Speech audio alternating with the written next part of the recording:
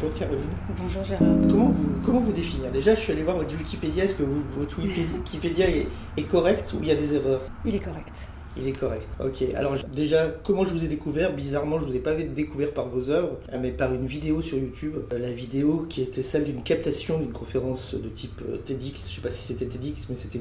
Ah oui, la veillée. Dans laquelle vous évoquiez notamment les affres d'une scénariste dans le milieu du cinéma. Parce qu'en fait, vous êtes en effet scénariste, mais j'aimerais dire surtout écrivain. Vous avez imaginé, construit des films, écrit de nombreux romans, dont le dernier sorti qui s'appelle Les Présences, que j'ai adoré, mais aussi quelques années avant un essai à deux voix avec Eliette Abécassis, si je ne me trompe pas. Et vous avez même été, alors je l'ai découvert par votre Wikipédia, journaliste, oui.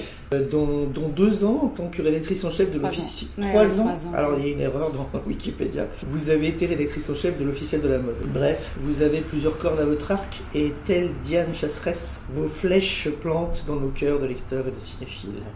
Et pour couronner le tout, vous avez co-créé, on pourrait dire, une association d'amis de Romain Gary, dont j'adorerais être membre, parce que je suis moi-même un adorateur et un ami de Romain. Oui, j'avais 25 ans, c'est il y a quand même très très longtemps.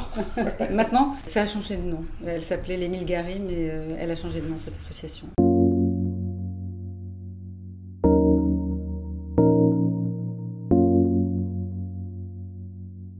Si je vous demande comme ça, brûle pour point, c'est quoi pour vous le bonheur?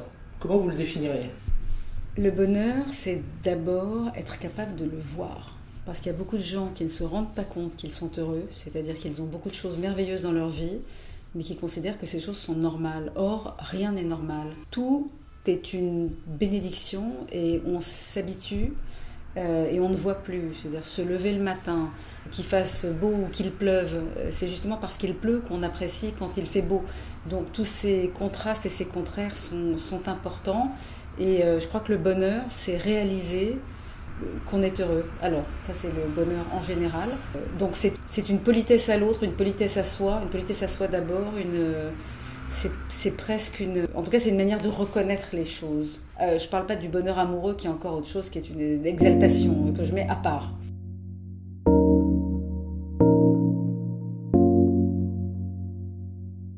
Quel souvenir heureux de votre enfance remonte spontanément à la surface? Je n'ai aucun souvenir d'enfance, je n'ai aucun souvenir d'adolescence. Ah bon? Je n'ai aucun souvenir. J'ai une particularité et j'ai été suivie pour ça, je le suis encore, c'est que ma mémoire s'efface tout le temps. C'est comme un tableau, vous savez, ces tableaux avec une éponge.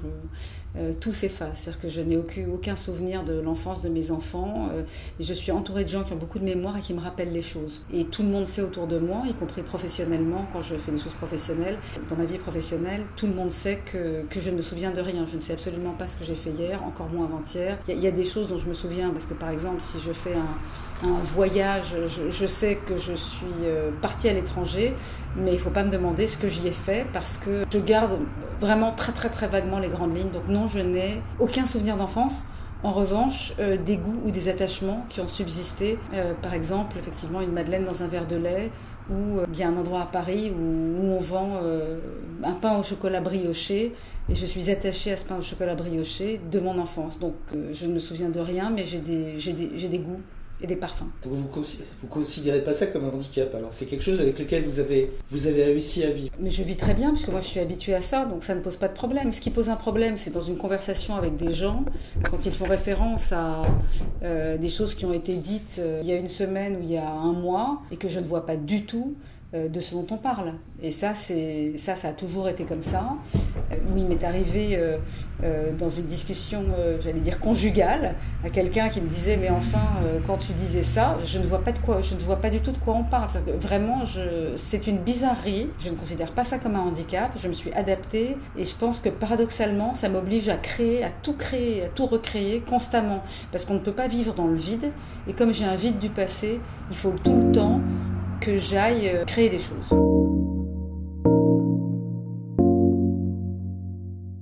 Alors vous êtes quelqu'un de très cultivé, vous lisez beaucoup, vous allez au cinéma, non? Non.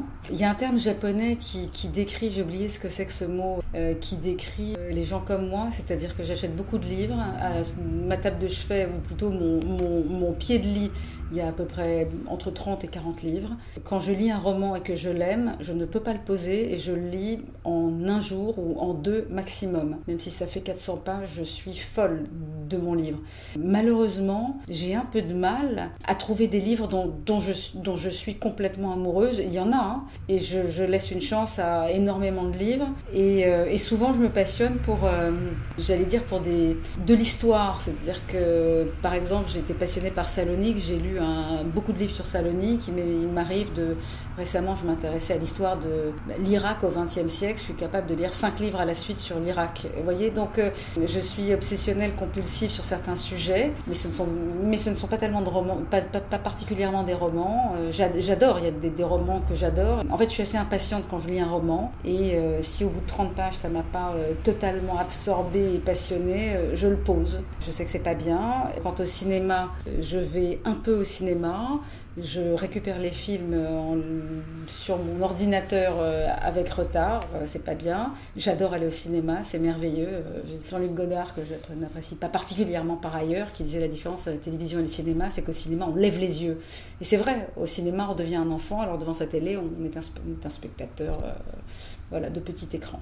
Et donc ma question c'était, c'est quoi le livre, le film ou la pièce de théâtre, ou bien encore l'auteur, qui vous a marqué de façon indélébile, et pourquoi ? Alors, j'ai dit que je n'avais pas beaucoup de mémoire, mais il y a quelques films, quelques livres ou pièces de théâtre qui m'ont tellement marqué, tellement profondément, que c'est inoubliable. Pièce de théâtre, je me souviens d'une pièce de théâtre que j'ai vue, j'en ai vu d'autres, mais c'est la seule qui est restée absolument gravée dans ma mémoire, peut-être aussi parce que mon père m'avait emmené la voir, mais je pense que la raison principale c'est le sujet. C'est une pièce qui s'appelle Elvire Jouvet 40, qui se jouait au théâtre Athénée Louis Jouvet, et qui était l'histoire de Louis Jouvet qui apprend à jouer à une jeune comédienne qui joue Elvire, et il la pousse à son maximum, à faire le meilleur.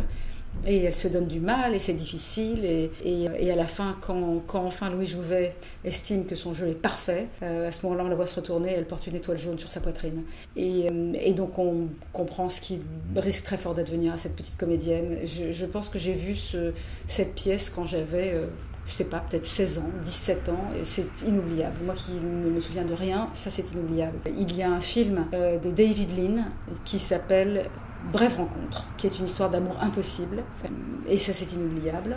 Vieux film, noir et blanc. Et il y a un autre film noir et blanc qui s'appelle La valse dans l'ombre. En anglais, le titre c'est Waterloo Bridge, et c'est aussi inoubliable. Tout a rapport avec le passé et de surcroît avec la guerre. Et en livres, les livres un peu fondateurs chez moi, c'est W ou le souvenir d'enfance de Georges Perec, Récit d'Ellis Island de Georges Perec, L'angoisse du roi Salomon de Romain Gary, Clair de femme, je trouve que c'est un roman d'amour déchirant. Il y en a quelques autres, comme Gioconda, alors ce serait difficile de dire le nom de l'auteur, c'est Nikos Kakantzis, je crois. Et d'autres, encore une fois, que j'oublie. Si j'étais devant ma bibliothèque, je dirais quels sont les livres qui ont été les plus forts. C'est très bien.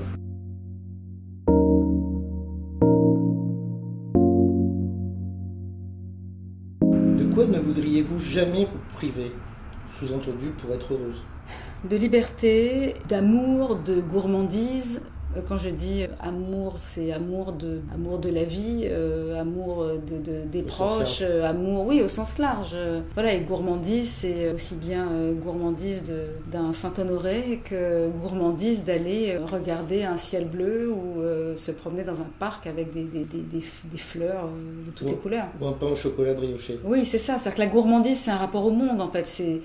La gourmandise, c'est le désir. C'est avoir envie d'aller à la rencontre d'eux. Ça peut être à la rencontre d'un pain au chocolat, ça peut être aussi s'arrêter devant un fleuriste et voir un bouquet d'anémones et les trouver splendides. La gourmandise, ça s'applique à tout en réalité.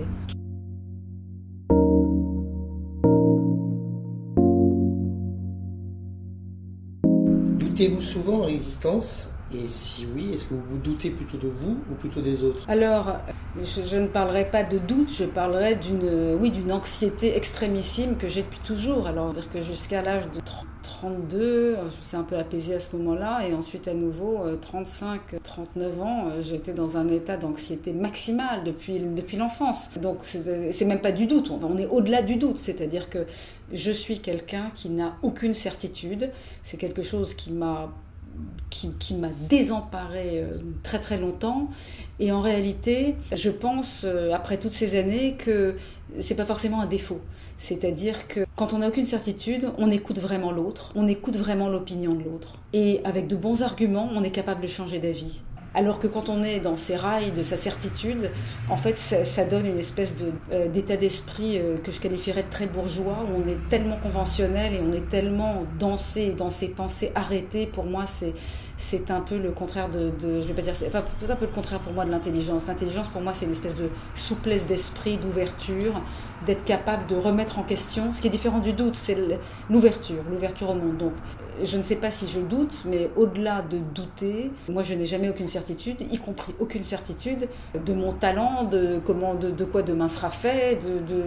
Je sais, je sais parce que c'est l'expérience de vie, hein, c'est empirique, que rien n'est jamais sûr, garanti. Tout peut arriver, je veux dire, il peut se passer des choses qui nous saisissent et nous surprennent complètement, nous déstabilisent, tout peut arriver, je veux dire, quelque chose qui nous met à terre et quelque chose au contraire qui soit une sorte de lumière sur nous extraordinaire. Donc voilà, je ne doute pas, c'est au-delà de ça et je m'en accommode et je garde une foi en la vie totale.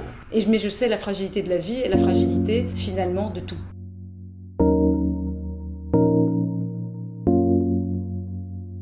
Pour quel défaut de vos contemporains avez-vous le plus d'indulgence ? Je ne sais pas parce que ça dépend à quel degré on se trouve. J'ai sans doute de l'indulgence pour les gens qui essayent d'exister un peu par tous les moyens, mais jusqu'à un certain point. J'ai de l'indulgence par principe, sauf pour certaines choses justement qui enfreignent des principes qui sont pour moi des principes fondamentaux de respect de l'autre et de respect de certaines valeurs que je trouve essentielles. Ne pas empiéter sur l'autre. Et moi, je suis pour la pluralité d'opinions. Moi, je suis pour le dialogue, le débat.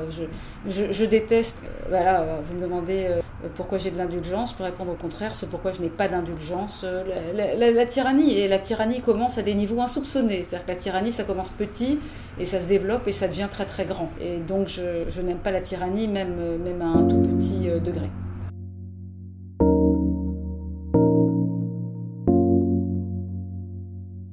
Qu'est-ce qui vous rendrait, alors j'ai rajouté un conditionnel, qu'est-ce qui vous rendrait optimiste pour l'avenir ? Parce que pour vous avoir suivi récemment, je sais qu'il y a une forme d'anxiété, une forme de peur du futur. Mais qu'est-ce qui vous rendrait optimiste pour l'avenir ? Ce qui me rend optimiste, ce sont les voix qui s'élèvent, ce sont les gens qui prennent le risque de penser différemment de la meute et qui prennent vraiment la parole. Ça, je trouve que c'est une raison d'espérer. Ce qui, au contraire, me désespère, enfin, c'est la manière dont les gens se cachent dans les hiérarchies et l'irresponsabilité qu'on trouve dans des grands organigrammes, que ce soit sur le plan politique, sur le plan industriel, des décisions qui sont prises très à court terme pour l'intérêt spécifique de la personne qui prend la décision, ou par lâcheté, ne pas se faire mal voir, ne pas prendre de risques ou de prendre une parole un peu dissidente, divergente. Surtout, on reste bien dans le moule, on reste bien dans les rails et on pense à soi dans le court terme. Je pense que c'est le contraire qu'il faut faire. Je pense qu'il faut aller au-delà de soi, il faut réfléchir à 30 ans devant nous. Moi, je suis une adepte du courage. Je suis fille de résistant et d'un résistant assez héroïque. Enfin, tous les résistants étaient héroïques. Alors moi, mon père était peut-être un peu plus jeune, donc plus casse-cou. Mais moi, j'ai cette valeur du courage. Je crois que sans courage, on n'a pas vécu sa vie. À la fin de sa vie, on se retourne et on a été un rouage vraiment, mais c'est triste. Et le courage, ça n'est pas forcément faire une chose gigantesque, énorme. Le courage, c'est à un moment de sa vie, imposer une idée un peu différente. Même sur des choses qui ont l'air anodines, rien n'est anodin. Même le plus petit acte va avoir une conséquence et va ouvrir l'esprit de quelqu'un, avoir une petite incidence. Donc je suis adepte du courage. Je trouve que sans courage, nous ne sommes rien et que c'est ce qu'il faut cultiver envers et contre tout. Et ce courage va à l'encontre totale de l'égoïsme qui est cultivé dans nos sociétés. Et on peut être égoïste et courageux, hein. Il faut savoir doser. Donc il faut être un peu égoïste, c'est nécessaire, mais il faut apprendre à être plus courageux qu'égoïste. Et je crois qu'il y a quand même des gens comme ça, et je place mon espoir en eux.